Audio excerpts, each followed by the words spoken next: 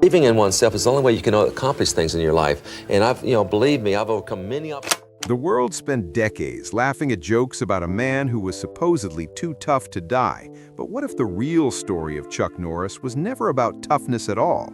It was about a deeply sensitive man slowly suffocating inside an image he never fully chose.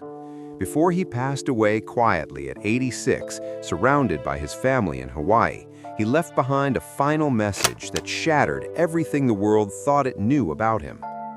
Carlos Ray Norris grew up in poverty in rural Oklahoma, raised under the shadow of an alcoholic father, bullied constantly and cripplingly shy.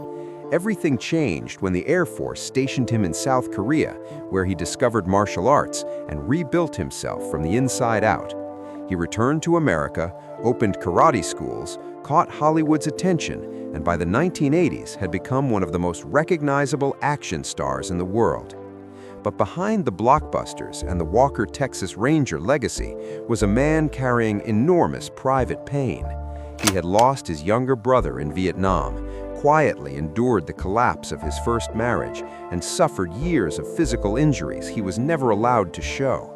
The studio system saw him only as a profitable product, demanding the same emotionless hero on repeat, while shutting down every attempt he made to tell deeper, more personal stories.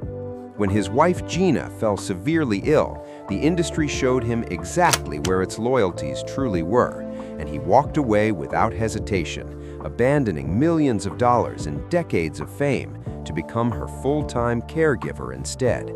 Just days before his peaceful passing, he recorded a final birthday message, speaking not with bitterness toward the machine that had exploited him, but with quiet gratitude toward his family and the fans who had loved him throughout every hidden struggle.